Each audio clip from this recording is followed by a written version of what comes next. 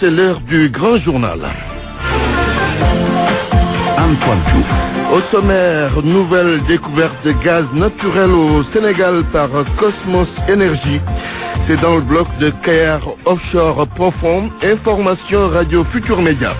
Les 6 pêcheurs saint-louisiens arrêtés en Mauritanie dans une affaire de drogue présumée feront face à la justice de ce pays demain. Andar, toute leur famille demande à l'État de les assister dans cette épreuve. Le SAS repart en grève demain pour 24 heures. Les enseignants du supérieur n'excluent pas de durcir le ton prochainement. La paire dans une zone de turbulence au sud et au nord du pays. Vous le verrez dans quelques instants. Et puis le dossier de ce 12 heures s'intéresse au secteur privé national avec la commande publique. Bonjour Sornana Tambaye. Bonjour Antoine Diouf. L'actualité internationale, les titres. Côte d'Ivoire, mouvement d'humeur d'ex-rebelles à Boaké. Ils ont bloqué ce matin l'accès à une partie de la ville. Ces éléments démobilisés réclament leur intégration dans l'armée et 18 millions chacun, comme ce fut le cas pour des militaires mutins il y a quelques jours. Au Burkina Faso, le procès de Blaise Compaoré et de ses anciens ministres reprend après 2 reports. Les avocats de l'ancien président ne pourront pas plaider vu que leur client n'est pas sur place. Nous allons aussi parler de l'élection d'Emmanuel Macron à la tête de la République française. Malal Junior Diagne, bonjour. Bonjour Antoine. Le titre sport. Équipe nationale de football qui pour remplacer Sadio Mané et Cheikhou Kouyaté blessés face à la Guinée équatoriale. Hubert Mbengue du quotidien Stade ouvre la porte à la jeune garde de la sélection nationale. Ligue 1 sénégalaise, la Ligue de Saint-Louis lance l'opération maintien. Victor Salvador veut gagner 4 des 6 matchs restants pour rester dans l'élite.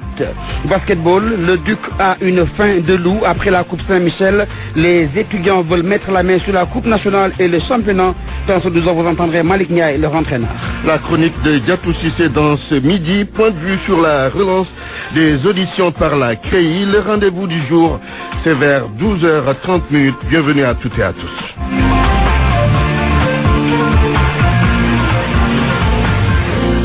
Antoine Diouf. Mesdames, Messieurs, bonjour. La série de découvertes de ressources énergétiques au Sénégal se poursuit et RFM vous apprend cette nouvelle découverte de gaz naturel après le forage du puits d'exploration Yakar 1. C'est dans le bloc de Kayar Offshore Profond, annonce Cosmos Energy. Et selon la société américaine, ces réserves estimées à 15 millions de pieds cubes, en plus de celles découvertes dans Teranga 1 l'année dernière, vont permettre au Sénégal de soutenir un deuxième centre de production de gaz naturel liquéfié à prix compétitif. Cette nouvelle découverte de Cosmos Energy étant son taux de succès en exploration à 100% au large du Sénégal et de la Mauritanie. Un programme d'évaluation est prévu pour délimiter la découverte de Yakar. Et en ce qui concerne le puits Tortuan, situé dans le bloc de Saint-Louis Offshore Profond sur la frontière maritime entre le Sénégal et la Mauritanie, une décision finale d'investissement est attendue en 2018. 12h03, vous suivez le grand journal. RFM, au moins, on a des informations sûres et utiles. RFM, la radio de toute l'actualité. Les pêcheurs saint-louisiens arrêtés il y a quelques jours en Mauritanie seront devant le juge demain. Préoccupés par la situation, leur famille demande à l'État du Sénégal d'assister ces pêcheurs accusés dans une affaire de drogue. Correspondance à Saint-Louis, Mohamed Nabissila. La famille des 6 pêcheurs sénégalais arrêtés en Mauritanie est aujourd'hui inquiète de la situation de leurs proches après avoir pris connaissance des accusations portées à leur encontre. En toute l'innocence de ces pêcheurs est clamée de partout. Ceux qui leur avaient donné ces cartons sont actuellement interpellés. Il s'agit de ces Marocains. Les enfants sont innocents, ils ne pouvaient même pas savoir ce qui était dedans, dans ces cartons qui étaient remplis de drogue. Nous souhaitons que nos frères nous reviennent en paix car ce ne sont pas des trafiquants de drogue. Ils ne connaissent rien de la drogue d'ailleurs. Et nous connaissons bien leur comportement. Ils n'ont pas de comportement répréhensible, ni ici, ni dans le voisinage, ni à Saint-Louis, encore moins en Mauritanie. La famille et les proches souhaitent l'aide des autorités mauritaniennes et sénégalaises. Et regardez la situation de la maison. Vous savez très bien que quelqu'un qui part en mer et qui fait des crédits n'est pas un trafiquant de drogue. Et aujourd'hui, les présidents sénégalais, mauritaniens, le consul, l'ambassadeur et toutes les bonnes volontés sont invités à apporter assistance à nos enfants qui ne connaissent rien de la drogue. De sources proches de la famille, il y a de l'espoir, car parmi les placés sous mandat de dépôt, des enfants plus innocents que leurs parents qui dirigeaient l'embarcation. RFM Saint-Louis, Mohamed Nabissila. Le SAES va remettre ça demain, c'est pour une grève de 24 heures et le syndicat autonome des enseignants du supérieur pourrait aller plus vite ou plus loin dans la lutte. Il continue, les enseignants du supérieur, de décrier les conclusions de la conférence sociale relative à la retraite. Après une grève de 48 heures la semaine dernière, les enseignants du supérieur ne bougent pas d'un iota dans leur lutte. Tout au contraire, ils ont même dépoussiéré le plan d'action qui était dans les tiroirs. Malik Fall est le secrétaire général du SAES. Nous avons retenu effectivement donc d'observer le mardi 24 heures de grève qui sera accompagné donc des AG sectoriels. Donc ce sont des AG qui vont se dérouler dans toutes les universités et pour nous permettre donc d'avoir le full donc de la base et ce sera ponctué le vendredi également par une conférence de presse qui se tiendra au restaurant du SAES dans l'après-midi. Tout simplement, ces 24 heures de grève témoignent tout simplement donc de notre ouverture et de notre disponibilité à discuter avec le gouvernement avant que vraiment la machine ne s'emballe. La machine risque de s'emballer si les autorités persistent dans leur attitude. Jusque-là, il n'y a eu aucune réaction officielle. Je pense que si nous tous nous sommes animés donc de la même volonté, nous pouvons nous mettre autour d'une table et discuter. Et je pense que si on arrive à organiser en tout cas donc ces discussions-là, je pense très honnêtement que nous pourrions donc nous retrouver ensemble et déboucher donc sur un accord qui pourrait nous permettre en tout cas donc d'éviter à l'année universitaire donc des perturbations. Malik Fall et ses camarades du syndicat autonome de l'enseignement supérieur rejettent les conclusions sur la retraite retenues à l'issue de la conférence sociale tenue les 24 et 25 avril dernier. Ils soutiennent que ces conclusions, notamment celle de la table ronde numéro 2 relative au Fonds national de retraite, violent l'accord signé avec le gouvernement en mai 2016. RFM, la radio de toute l'actualité. La radio de toute l'actualité. Antoine Diouf. 12h07, le secteur privé national et la commande publique estimée à plus de 2000 milliards de francs CFA. Parlons-en. En évoquant le sujet, le directeur général de l'ARMP a tout simplement demandé aux PME de se regrouper pour pouvoir bénéficier de la commande publique. Les spécialistes qui ont abordé la question soutiennent que cette idée doit être couplée avec une politique économique plus soutenue de l'État. Le dossier de ce midi est signé Mohamed Ali Mouba. L'union fait la force. Ce vieil adage sahélien, le directeur général de l'ARMP veut des entreprises privées sénégalaises en fassent une formule. L'enjeu, décrocher les gros contrats de l'État, être compétitif face aux mastodontes. L'idée n'agrée pas toutefois trop Dr Souleymane Keita, il est enseignant-chercheur à la FASEG. Pouvoir regrouper les entreprises, ça va créer des problèmes parce que les entreprises, justement, n'ont pas les mêmes réalités, n'ont pas ce qu'on appelle la même composition. Ce qu'il va falloir maintenant, c'est quoi? C'est changer la politique de nos banques ici et connaître ce qu'on appelle des banques d'investissement. Parce que nos banques ici, je suis désolé de le dire, ne sont pas des banques qui accompagnent les entreprises. Mieux, l'économiste et professeur d'université Souleymane Assoudiagne pense que cette idée ne se matérialise pas facilement.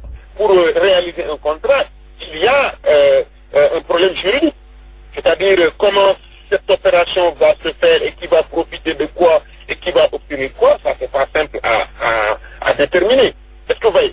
Et donc, ça va poser un problème. Le deuxième problème, c'est un problème de confiance. C'est que la confiance, c'est le fondement de l'activité économique. Vous ne pouvez pas vous allier à des entreprises avec lesquelles vous ne forgez pas une grande confiance par rapport à leur trajectoire historique et par rapport à l'espérance des gains qui seront capturés. La faiblesse des capacités financières des entreprises privées sénégalaises, défi très important à relever. L'État doit faire de la discrimination au profit des nationaux en fragmentant la commande publique. Vous savez qu'une entreprise qui veut lever des fonds de 10 à 50 000 à 100 000, il est extrêmement difficile, à la limite impossible qu'il soit accompagné par les banques. Vous avez vu maintenant, donc il faut une discrimination de la part de l'État pour supporter ces entreprises-là, n'est-ce pas, dans le processus de l'appel d'offres public. Mais selon Souleymane Assoudiagne, il faudra aller plus loin. l'État doit faire de la médiation au niveau communautaire, aider à dessiner un cadrage macroéconomique favorable. Et donc dans ce cas-là, il faut une nouvelle articulation des réglementations, et ça doit se faire au niveau de l'UEMOA, uniquement le Sénégal, parce que quand vous parcourez les pays comme la Côte d'Ivoire et d'autres pays, c'est quasiment le même destin ou la même situation qui se produit. Et donc, nous devons avoir une meilleure articulation de notre système financier qui permette en fait la rencontre facile entre les détenteurs de capitaux et les besoins en financement. Mais tout cela n'est rien si l'État ne soigne pas le processus de production des entreprises par l'achat d'outils de production. La polémique sur l'affaire du riz en plastique est encore là et c'est l'occasion de se demander pourquoi le consommé local tarde à faire partie du quotidien des Sénégalais. Complexe ou problème de qualité, quoi qu'il en soit, les consommateurs invitent l'État à freiner les différentes importations, certaines importations. Reportage Anna Rocha. Alimentation, habillement, artisanat, le consommateur sénégalais est friand du made in. Yacine est étudiante en sociologie. Elle explique ce penchant pour les produits étrangers par un complexe. Parce qu'ils pensent que tout ce qui vient de l'extérieur est de la qualité, ou bien parce qu'ils ont des machines adéquates pour préparer de bons produits pour la consommation. C'est juste un complexe. Dema Baldé, chauffeur de profession, ne comprend toujours pas pourquoi le consommé local tarde à faire autant d'adeptes que les produits importés. Moi, je suis à fond dans le consommé local. Je suis certain que les produits de chez nous sont meilleurs. On ne sait pas comment sont fabriqués les produits importés, surtout ce que nous mangeons. Ça peut être très dangereux. Inciter les populations à consommer local, ce n'est pas faute d'avoir essayé. Mais les consommateurs sénégalais attendent beaucoup plus de l'État. C'est le cas de ce père de famille, Alioune Cham. Ce n'est pas du dumping qu'on va faire, mais faire un peu de protectionnisme, aider un peu nos producteurs, nos artisans à écouler leurs marchandises. Et pour ce faire, il faudrait que les gens s'habituent à ça. Essayer de convaincre tout le monde qu'en effet, on a de bons produits. Personnellement, vous consommez local, vous? Il m'arrive, oui, quand il s'agit de couscous. La controverse autour du riz en plastique a au moins cela de positif, pousser les consommateurs à prendre conscience de la qualité des produits qu'ils achètent. RFM, fréquence de modulation, 94.0, la radio en puissance. Antoine Piou. La CREI reprend ses auditions et aujourd'hui c'est l'épouse d'Abdoulaye Baldé qui est convoquée par la Cour de répression de l'enrichissement illicite et jeudi ce sera au tour du maire de Ziguinchor de passer à la CREI. Le parti d'Abdoulaye Baldé n'est pas dans la coalition Manko Tahaou Sénégal mise en place par l'opposition pour les législatives d'après le porte-parole de l'UCS. Les discussions entamées sont en suspens. Bouakar Diassi révèle par ailleurs que leur leader travaille pour une coalition avec d'autres formations politiques. Il était l'invité des RFM Matin. L'Union centriste du Sénégal en tant que parti centriste, donc ouvert à toute initiative de l'opposition allant dans le sens de renforcer celle-ci pour véritablement proposer aux Sénégalais une offre politique alternative. C'est dans ce cadre que le président Abdoulaye Baldé a reçu le coordonnateur de Manko Wattu Sénégal en la personne de Mamadou Lamine Diallo qui est venu nous voir pour que l'Union centriste du Sénégal participe à cette plateforme politique. Alors nous avons discuté et échangé, nous avons émis un certain nombre de questions à savoir qui serait la tête de liste et éventuellement quelles seraient les modalités donc dans eu égard aux investitures sur la liste nationale. Alors nous considérons que ces questions n'ont pas été vidées totalement. Pour autant nous n'allons pas croiser les bras et attendre quelque chose. Alors donc dans ce cas-là, donc nous sommes en train de travailler sur une autre hypothèse donc qui consiste à dégager une plateforme politique autour d'Abdoulaye Baldé. Avec quel parti ou quel mouvement pour ce pôle, cette coalition? Je ne saurais divulguer les noms, donc pour ne pas trahir, parce que je n'ai pas cette prétention. Je dois simplement vous rassurer qu'il y a de grandes figures emblématiques donc, de l'opposition qui sont en discussion avec l'Union centriste du Sénégal. Il y a des organisations de la société civile, il y a des mouvements de soutien. Mais également, les frustrés de Manko Tahaou Sénégal ont tapé à la porte et sont prêts aujourd'hui à se regrouper pour venir donc, travailler donc, autour d'Abdoulaye Baldé. À Ziguinchor, l'APR est loin d'être unie. La division notée il y a quelque temps au sein du parti présidentiel s'est accentuée. Et pour rassembler les apéristes qui sont à couteau tiré, Robert Sagna avait convoqué une rencontre il y a plus d'une semaine, mais sa tentative aura été vaine puisque le meeting organisé par Benoît Sambou ce week-end a été tout simplement boycotté par ses camarades de parti. Ziguinchor, Labinba. La rencontre convoquée par Robert Sagna, loin des caméras et des micros, il y a une dizaine de jours dans un hôtel de la place pour tenter de recoller les morceaux entre responsables de la PR aura été vaine. Le boycott par les autres responsables de la PR du meeting de ce week-end à l'appel de Benoît Sambou en est une parfaite illustration. Mais le concerné, lui non plus, n'a pas été tendre avec ses frères de parti. Son allocution verse dans la mise en garde. Nous avons été insultés, nous avons été agressés, nous avons été traités de tous les noms. Mais je vous ai dit, ne répondez pas. Cette formidable mobilisation était la réponse à donner à tous ceux qui pensaient que nous étions des détracteurs. Dignan camarade parti. Alors que certaines indiscrétions nous apprennent qu'une réplique à la hauteur de la provocation venant de ses frères politiques est en gestation, au même moment, ce sont les jeunes apéristes d'Oussouy qui s'offusquent de la démarche exclusive de Robert Sagna dans le mode de convocation des responsables de la PR aux rencontres préparatoires des investitures. Diana Bougouyabi, coordinatrice de la COGER de Oussouy. Monsieur Sagna doit prêter attention à la jeunesse du département d'Oussouy. Ces gens-là qui se tiraillent aujourd'hui la tête de l'APR au niveau de ce département sont des vieux. Ça va handicaper le parti et nous, notre parti, c'est l'APR. On continue le combat pour notre président de la République. Donc ces responsables ne doivent pas nous prendre en otage. La tâche s'annonce donc très rude pour Robert Sagna, coordinateur de la coalition Benno Bokk Yakaar, mandaté par le leader de l'APR en vue de jouer le rassembleur au sein de sa formation en direction des législatives. Lamine Ba, Ziguinchor, Radio Futur Média. À Ourossogui, la PR perd des militants au profit du PDS. Les mécontents du parti au pouvoir disent que le régime de Macky Sall a oublié la capitale économique de la région de Matam. Correspondance à Liban Elian. Après l'avoir manifesté lors de son dernier séjour, des jeunes apéristes de Ourossogui quittent le parti de Macky Sall pour le Parti démocratique sénégalais. Quelques jours seulement après la mise sur pied du comité électoral des forces de l'opposition, ces désormais anciens militants de l'APR ont tenu un meeting pour officialiser leur départ.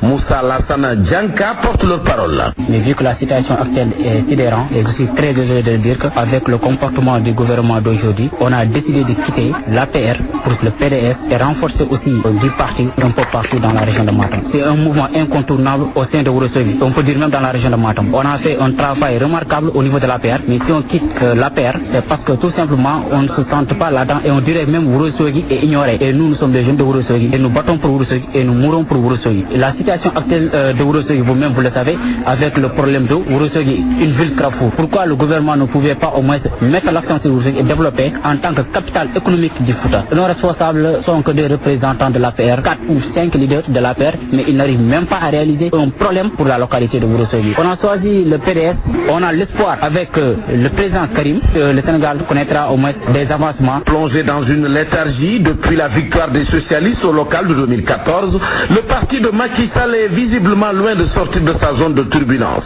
Une première vague de départ qui pourrait bien être suivie après les prochaines investitures qui risquent même de faire imposer le camp présidentiel dans le département de Matam, où deux camps se regardent en chien de faïence. Matam, Ali Bandelnian, RFM. L'actualité internationale. Côte d'Ivoire, mouvement d'humeur d'anciens rebelles à Bouaké, Sornana Tambaye. Ils sont plusieurs centaines à avoir bloqué ce matin l'accès sud de la ville. Ils réclament 18 millions par personne et leur réintégration dans l'armée. Ces ex-rebelles avaient soutenu Alassane Ouattara lors de la crise post-électorale de Une centaine d'ex-rebelles démobilisés ont depuis ce matin bloqué l'accès sud de la ville de Bouaké. Une centaine de véhicules bloqués, des forces de sécurité ivoiriennes surveillent le mouvement, mais pour l'instant sans intervention. Ces démobilisés, comme on les surnomme en Côte d'Ivoire, réclament ce qu'ils appellent leur part du gâteau. Ils sont des anciens de Forces Nouvelles, la rébellion qui a occupé le nord de la Côte d'Ivoire de 2002 à 2011 et soutenu l'actuel président de la République, Alassane Ouattara, lors de la crise post-électorale de 2010 à 2011. Une partie de ces rebelles ont été ensuite enrôlés dans l'armée ivoirienne et les autres démobilisés lors d'un processus de démobilisation, désarmement et réinsertion. Contrairement au meeting de janvier, ces démobilisés ne font plus partie de l'armée ivoirienne et ne vont pas toucher les primes promis aux soldats qui s'étaient révoltés. Ces rebelles démobilisés demandent 18 millions de francs CFA pour chacun, la reconnaissance de leur grade de caporal et leur intégration dans l'armée ivoirienne. Au Burkina Faso, reprise du procès de Blaise Compaoré après 2 renvois. Il avait repris jeudi dernier avant d'être une nouvelle fois renvoyé. Les juges avaient accordé quelques jours aux avocats commis d'office qui venaient d'être désignés pour assurer la défense de 2 anciens ministres qui s'étaient présentés sans conseil. Les avocats de Blaise Compaoré, jugés par contumace, ne pourront qu'assister aux audiences assis dans le public. Du côté des familles des victimes, le nouveau report ne pose pas problème. On espère seulement que le procès va pouvoir commencer. Nigeria, le président Buhari encore en Grande-Bretagne pour se soigner. Il s'est envolé juste après avoir reçu les 82 lycéennes de Chibok libérées par Boko Haram. La santé de Muhammadu Buhari s'est beaucoup dégradée ces derniers mois. Il avait une première fois passé 8 semaines à Londres. Malgré ces 2 voyages, son porte-parole a déclaré sur Twitter que le président souhaite rassurer tous les Nigérians qu'il n'y a aucune raison de s'inquiéter. Pendant son absence, c'est le vice-président Yemi Osibanjo qui va diriger le pays. En République démocratique du Congo, un ancien procureur militaire meurt en prison après 13 années de détention. Le colonel Charles Alamba Mungaka avait été condamné à mort en 2004 par la haute cour militaire de la RDC. Il avait été reconnu coupable de l'assassinat du directeur des ressources humaines de la direction générale des impôts en septembre 2003. Alamba était procureur près la cour d'ordre militaire, juridiction d'exception héritée du régime de Laurent Désiré Kabila et qui a été dissoute en avril 2003. Direction Paris, après l'annonce de la victoire d'Emmanuel Macron, des manifestations ont éclaté. Des manifestations émaillées d'incidents pour certaines, notamment à Paris, Nantes et Grenoble. Environ 140 personnes ont été interpellées et 9 ont été placées en garde à vue pour entrave à la circulation et participation à un attroupement. Et puis ce matin, le tout nouveau président Emmanuel Macron et son prédécesseur François Hollande ont assisté ensemble à la commémoration du 72e anniversaire du 8 mai 1945. Hollande a par ailleurs confirmé que la passation des pouvoirs aura lieu dimanche prochain. Et quelles seront les relations entre la France et l'Afrique? Selon Bruno, jeudi, ces rapports vont repartir sur de nouvelles bases. Il est le rédacteur en chef politique de Paris Match. Nous l'écoutons au micro de notre correspondant à Paris, Chersidou Silla. C'est la première fois que la France élit un président de la République qui a 39 ans. Il est le plus jeune des présidents de la République élus en France depuis 1848 et la première élection française, celle de Louis-Napoléon Bonaparte qui avait 40 ans. Donc vous voyez, Emmanuel Macron, c'est vraiment historique. Je pense qu'Emmanuel Macron, son élection est porteur de beaucoup de renouvellement, de beaucoup de nouveautés. Je pense qu'il abordera la relation avec l'Afrique d'une manière nouvelle, peut-être débarrasser des habitudes pas toujours les meilleures qu'il y a pu avoir par le passé. C'est une page neuve qui s'écrit en France, mais qui s'écrit sans doute aussi avec l'Afrique, qui est traditionnellement le continent partenaire. Voilà, c'est cet élément qui met un terme à cette page inter, Antoine. Et merci à vous, Sornana Tambaye. Parole aux auditeurs. L'actualité, qu'en pensez-vous? Moi, je pense que vous devez. Réagissez dans nos éditions d'information sur l'actualité. Bonjour. Oui, bienvenue sur cette antenne d'RFM. Du lundi au vendredi, vous avez la parole sur RFM. Point de vue dans quelques minutes et ce sera sur la relance des auditions par la CRI.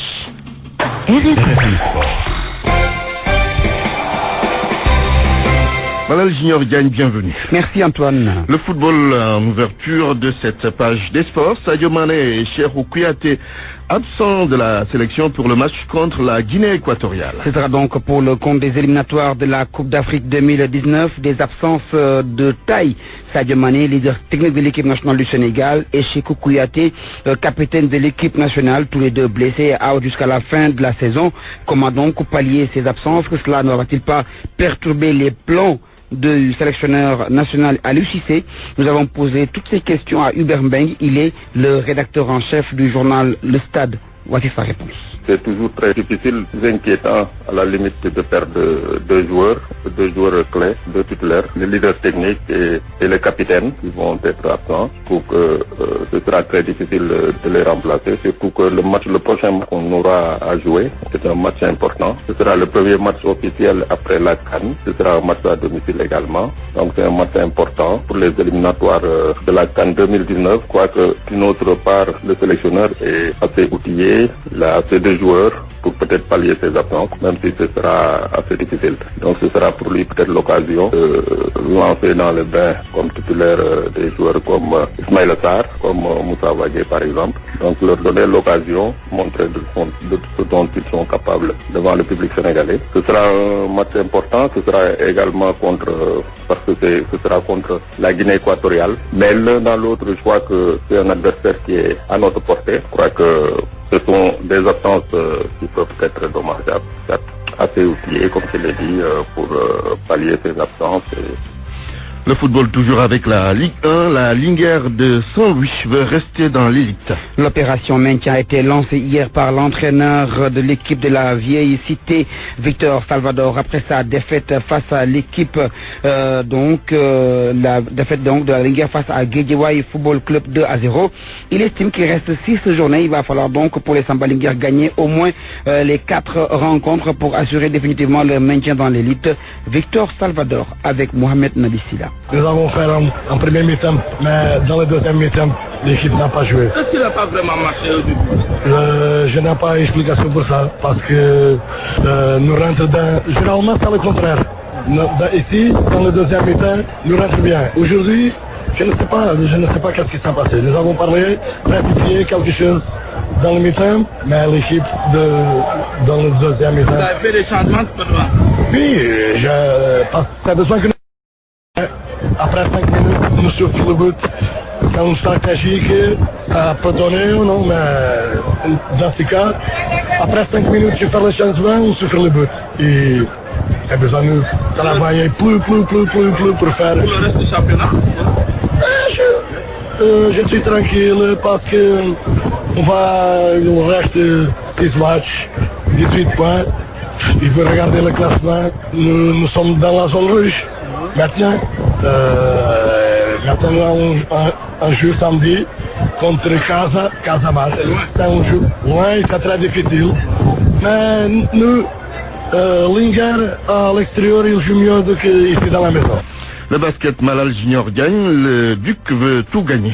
Après la Coupe Saint-Michel, les étudiants du Dakar University Club veulent mettre la main sur le championnat national, la Coupe nationale et la Coupe du Maire. Telle est l'ambition de cette équipe estudiantine pour leur entraîneur Malik Ndiaye.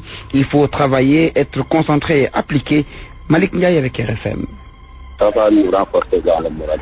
D'autant plus que notre objectif cette année, c'est le championnat et la Sénégal. Donc on va jouer à fond pour gagner la Sénégal et le jouer. Et aussi un peu d'apprendre une coupe régionale, la première des chefs. Donc en ce moment, on est dans les objectifs. On essaie de prendre le bol. C'est pas responsable. On se met tout au défi de toutes les équipes de balle. D'autant plus qu'une équipe qui vient dans un match plus déterminé. Va gagner. D'autant plus qu'on se voit la douane, dans les équipes du G2 aussi, il y a le pays qui est là, il y a l'Espa aussi. Vraiment, il y a de très bonnes équipes qui sont en cours. Donc, si on va prendre match par match, et pour atteindre notre stratégie, pour se passer. Pour finir, Antoine, un mot de lutte simple avec le comité national de gestion de la lutte du Sénégal qui prépare donc le tournoi de Dakar, le TOLAC prévu du 12 au 14, c'est-à-dire vendredi, samedi et dimanche prochain. Le comité donc prépare cet événement. Le président du CNG va même rencontrer la presse jeudi après-midi pour faire le point sur cet événement. Ce sera donc au stadium Iba Mar Diop. Merci Malal Junior Gagne. RFM, la chronique du jour. La chronique de Diatou Cissé. Lorsque vous êtes client ou usager à Nundelan, il vous faut avoir le cœur bien accroché. Vous faites rarement objet d'égard et de courtoisie quand vous devez accéder, la plupart du temps, à un service dans le public comme dans le privé. Partout où besoin vous mènera, vous donnez l'impression d'encombrer, voire d'agacer votre interlocuteur du fait de votre seule présence. Aussi, êtes-vous très souvent mal reçu, mal accueilli. Vous êtes dans un service, dès l'entrée, vous faites face à des préposés à l'accueil ou à la caisse qui font la tronche. Il vous faudra bien tendre l'oreille pour entendre leur glacial bonjour en réponse à vos salutations timorées, parce que sachant dès le départ à quoi vous en tenir. Parfois, il vous faut aussi prendre votre mal en patience pendant qu'il ou elle, surtout elle, papote au téléphone. De toute façon, toute remarque sur cet écart de conduite vous exposerez à sa furie déclenchée par l'atteinte supposée de son droit humain à parler de futilité au téléphone en votre présence, vous clients. Passons sur ceux qui, pendant que vous faites la queue, sans crier gare, posent devant leur caisse cet écriteau avec ce message sans appel, guichet fermé, laissant pantois des clients désorientés. Que dire alors de ceux, surtout celles, qui, non contents de venir en retard, s'arrogent le droit de déguster tranquillement leur petit déjeuner pendant que des clients stoïques, arrivés aux premières heures du matin, attendent. Les misères du client à Ndoumbelane ne sont pas seulement circonscrites dans le secteur formel. Même dans le commerce, où il est censé être roi, il n'est pas à l'abri de maltraitance. Prenez un taxi, le chauffeur met à fond sa radio. Ne vous avisez surtout pas de lui demander de baisser le volume, de changer de station ou de l'éteindre tout simplement. Il vous fera alors comprendre que vous êtes bien prétentieux, ignorant que le temps de la course, le taxi vous appartient. Gare à vous si lui, chauffeur, n'a pas de monnaie arrivé à destination. Il vous tensera vertement, vous enjoignant, vous clients, de régler le problème. Lorsque vous vous seriez acquitté de cette corvée, il prendra 6 sous, grommelant, démarrant en trombe. Même le boutiquier du coin, pour un simple échange de mots, peut refuser de vous servir s'il ne menace d'escalader le comptoir avec l'intention manifeste de vous régler votre compte. Au marché, est-il courant de voir une vendeuse de poissons remballer une ménagère pour délit de proposition d'un prix en deçà de sa marchandise? Ces attitudes, au-delà de relever d'un manque avéré de professionnalisme, traduisent un déficit de courtoisie et d'empathie dans nos relations humaines. Mais puisque la patience et le mouille sont élevés en vertu à Ndoumbelane, on laisse faire, légitimement du coup par notre résignation ces abus. Et si on se serrait par tous les coudes pour nous constituer en un véritable front de refus de nous laisser manquer de respect? Changer la donne est à notre portée, car après tout, le pouvoir de toutes ces personnes n'est que factice. Alors, tout haut et tout fort, disons, yes, we can. RFM, la presse du jour. Presse du jour, Georges de Diop. Macky Sall, le sapeur-pompier. Le président Sall éteint ou tente d'éteindre le feu à l'APR. L'Alliance pour la République où ça a volé dans tous les sens. Aliou Sall, Yakham Mbaye, Moustapha Diakhaté se sont donné des coups ces derniers jours. Macky Sall veut donc la fin du combat. Et pour ce faire, série d'audiences ce week-end au Palais. Audience tous azimuts si l'on se fie à l'AS. 4 audiences selon l'Observateur qui affirme que c'est un leader soucieux de la paix dans les rangs de son parti que le président Sall a évité un clash qui aurait pu avoir des conséquences pour sa formation politique. 4 audiences séparées. D'abord Moustapha Diakhaté, ensuite Moustapha Cissé Lo, puis Aliou Sall et enfin Yakham Mbaye qui a fermé la marche. Les détails de ces rencontres rapportés par l'Observateur. À Aliou Sall, le président a donné des assurances. Les investitures à Guédiawaye vont porter ses empreintes. À Moustapha Cissé Lo, Macky Sall a demandé de ne pas se mêler de cette affaire. Yakham Mbaye, lui, se serait engagé à désarmer, même s'il n'a pas manqué d'interpeller le président Sall sur les agissements de Moustapha Diakhaté que certains ont jugés déloyaux. Vox Populi, qui évoque à sa une 48 heures chrono d'audience au Palais, rapporte que Cissé Lo, Moustapha Diakhaté, Aliou Sall et Yakham ont été recadrés par le président qui les a aussi sommés de faire la paix des braves et de concentrer toutes leurs forces sur l'opposition. D'où d'ailleurs le titre du jour du quotidien LAS. Macky rappelle les républicains à l'Alliance. Mais Moustapha Diakhaté a-t-il vraiment saisi le sens de l'appel du chef de l'État? En tous les cas, pour ce qui est du cas Aliou Sall, le président du groupe parlementaire Benno Bokk Bokeyakar dit avoir tourné la page. Pour autant, dans une interview accordée au journal Le Témoin, Moustapha Diakhaté insiste qu'il est temps que le président siffle la fin de la récréation. Ce que va faire bien sûr le chef de l'État, Mame Mbaye Niang, en est convaincu, qui souligne qu'il n'y a pas de crise d'autorité. Le ministre de la Jeunesse est confié à enquête. Au menu de l'entretien, la crise à l'APR, le pétrole, les législatives, Manko Tahaou Sénégal. L'opposition, justement, Mame Mbaye Niang estime qu'elle est un conglomérat de dealers à la recherche de butin. Pour Moustapha Diakhaté, dans le journal La Tribune, l'opposition n'a ni de cap ni de capitaine. Le président du groupe parlementaire Benno Bokeyakar se sentira-t-il visé par les propos de Aliou Sall dans le journal Les Échos, le maire de Guédiawaye qui aurait encore fusillé les faucons si l'on en croit mon confrère. J'ai juste éternué et le pays a frôlé le cataclysme. Je ne suis pas leur alter ego, ils ne sont pas audacieux. Si j'avais parlé, le ciel allait tomber sur nos têtes. Nous avons bien cité Aliou Sall qui a par ailleurs demandé à ses partisans de tourner la page de sa candidature. L'AS rapporte aussi ses propos à l'endroit de ses détracteurs du palais, à l'endroit aussi du leader du grand parti qui ne ferait pas le poids face à ses poulains. Selon lui, Malick Gakou s'est positionné comme le coordinateur de l'opposition, mais lorsque lui, Aliou Sall, a déclaré sa candidature, Gakou a pris la clé des champs. Et maintenant qu'il a entendu que le maire de Guédiawaye s'est retiré, il décide de revenir à Guédiawaye. Je suis persuadé que s'il pouvait payer des milliards pour le retrait de ma candidature, il n'allait pas hésiter, ajoute Aliou Sall. Seulement, il précise que même s'il se retirait, le patron du grand parti n'a aucune chance face à la coalition présidentielle. Le 30 juillet, jour de vérité. Jour de vérité parce que le leader du grand parti va briller les suffrages à Guédiawaye. Sud Quotidien apprend que l'opposition investit Gakou. Samedi, 21 partis politiques et mouvements ont choisi Gakou pour porter les couleurs de l'opposition dans le département de Guédiawaye, conformément, rappel Sud, à la directive de Manko Tahaou Sénégal. Une élection à la une des journaux. La presse ce matin à l'heure de l'Élysée. Macron, président, titre Réumi Quotidien, il est élu président de la République, affirme Sud Quotidien. Pour enquête, Macron réussit sa marche. Vox Populi relève que Macron est élu avec un score à la Macky, 65,80%. C'est ce que retient aussi le journal Le Quotidien. Selon mon confrère, avec 65%, il fait comme Macky en 2012.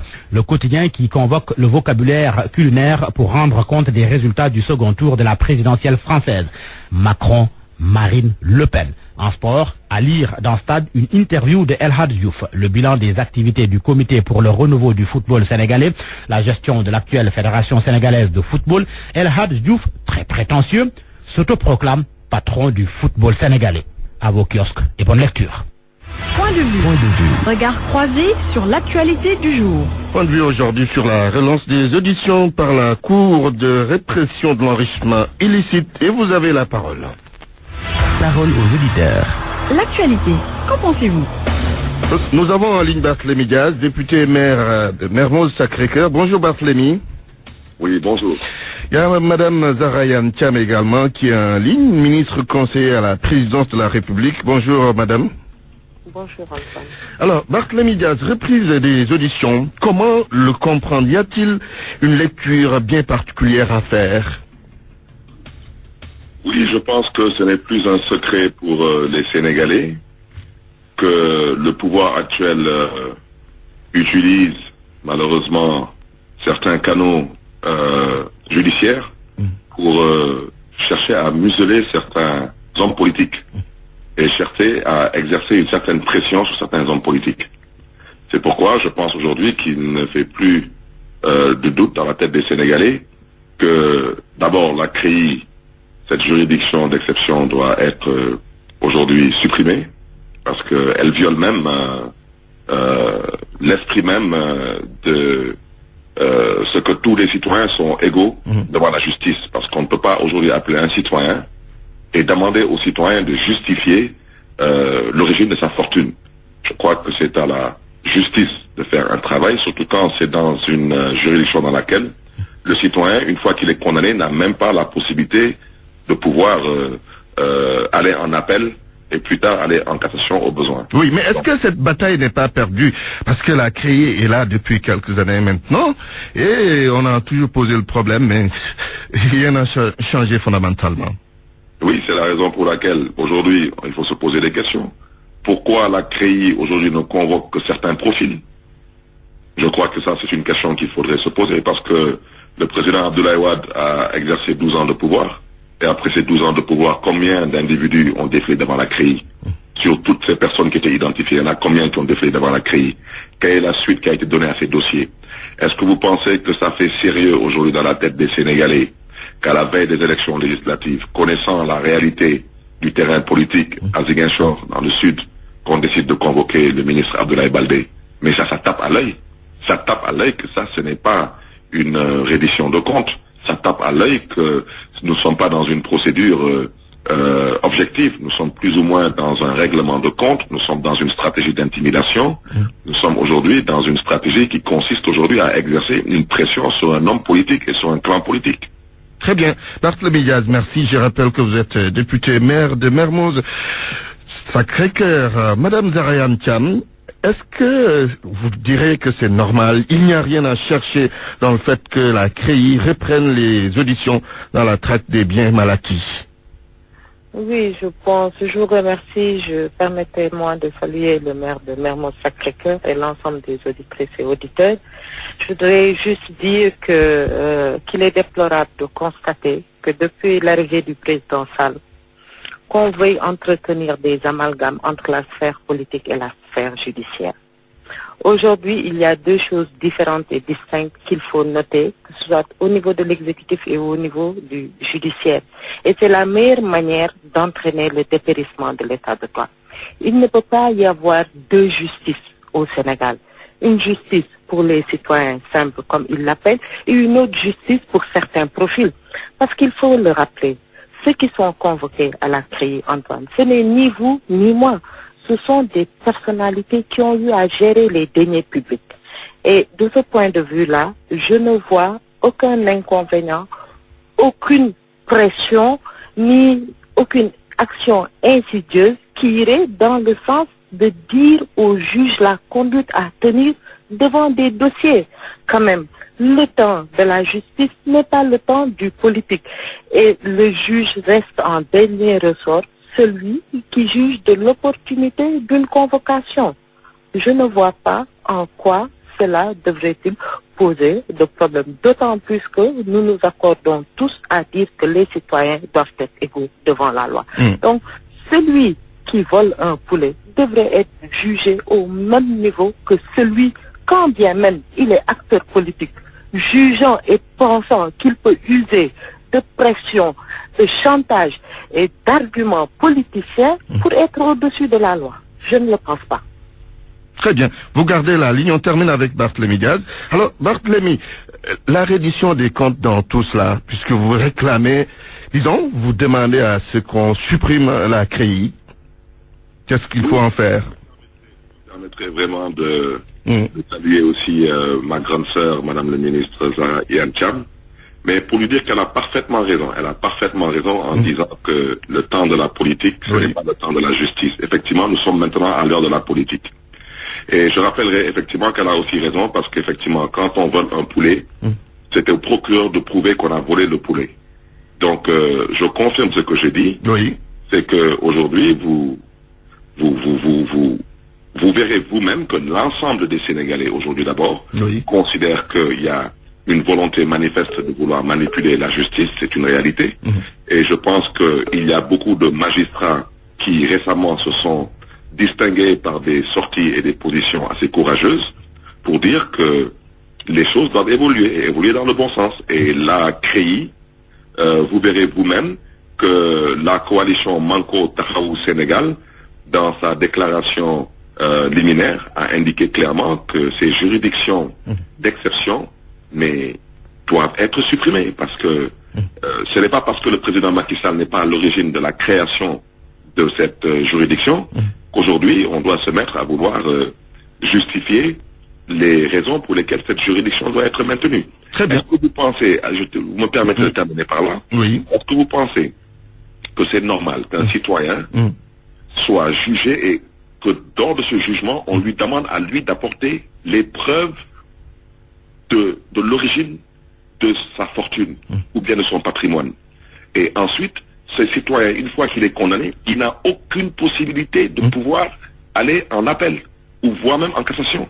Mais ça, je crois que il ne faut pas qu'aujourd'hui qu'on ne pense que ce n'est pas un débat qui nous concerne parce qu'on n'est pas concerné par la question. On n'est peut-être pas aujourd'hui, mais on peut l'être demain. Donc mieux vaut tirer sur la sonnette d'alarme dès à présent et retenir que nous sommes tous égaux devant la justice. Merci. Sans d'âge, de sexe, de religion ou d'appartenance quelconque. Barthélémy Diaz, merci. Nous allons vous retrouver à 13h avec El Hadj Assane Gueye. On termine avec Madame Zahra Iyane Thiam. Oui, des précisions ou quelques réponses par rapport à tous ces points soulevés par Barthélémy Diaz?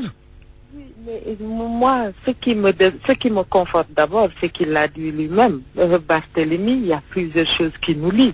Et aujourd'hui, ce qui me désole, c'est qu'il prenne référence de Manko Taxawu Sénégal. Et c'est cela la politique politicienne.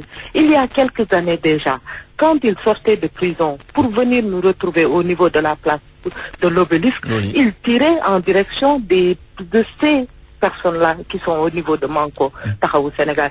C'est pourquoi je pense qu'il est important d'avoir une justice impersonnelle, d'avoir une justice neutre, parce qu'en définitive, la justice ne peut pas s'apprécier à l'aune du bord où l'on se trouve. Et je confirme avec lui que nul n'est au-dessus de la loi. Et que cette loi-là que nous avons, elle ne peut pas aujourd'hui être considérée comme manipulée, parce que justement, on appelle des personnes, des Sénégalais qui ont eu à gérer les deniers publics, même s'ils sont politiques, à rendre compte. La reddition du compte est en marche. Et si demain, j'aurai à gérer des deniers publics, je devrais m'attendre à ce qu'on me convoque pour dire justement comment est-ce que j'ai eu à exécuter ces deniers publics-là.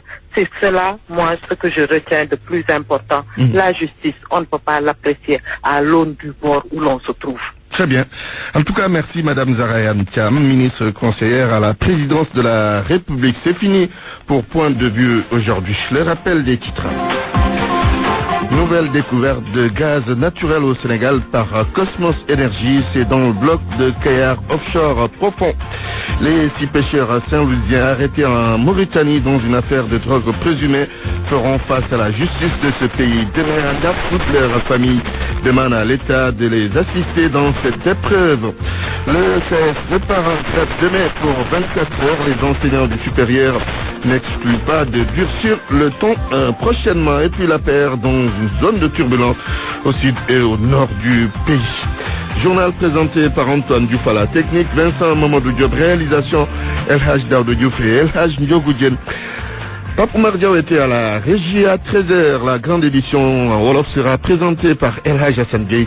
Tout de suite, Yalgati Chibar. Excellent après-midi. À toutes et à tous.